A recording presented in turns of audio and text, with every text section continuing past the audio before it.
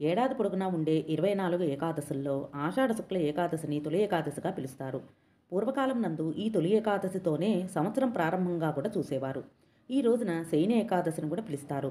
శ్రీ మహావిష్ణువు ఈ రోజు నుండి కార్తీక శుద్ధ ఏకాదశి వరకు యోగనిద్రలో ఉంటారని, నాటి నుండి శ్రీహరి భక్తులు కామక్రోధాలను విడిచిపెట్టి ప్రయాణాలు చేయకుండా ఒకచోటే ఉండి శ్రీహరిని అర్చిస్తూ కార్తీక శుద్ధ ఏకాదశి వరకు 4 మాసాలు చాతుర్మాస్య వ్రతం చేయటం కూడా మన సంప్రదాయంలో ఉంది.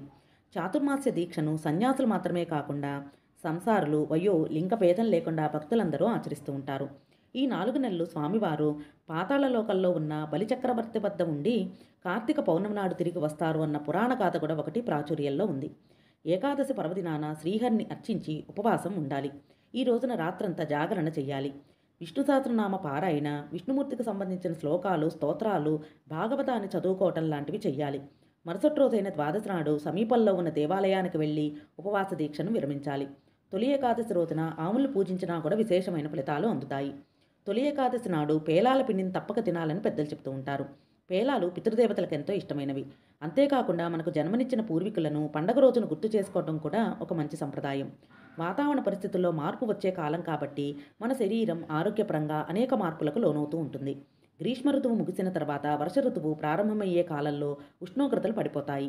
ఈ సమయంలో శరీరానికి పేలాల పిండి వేడిని కలగజేస్తుంది.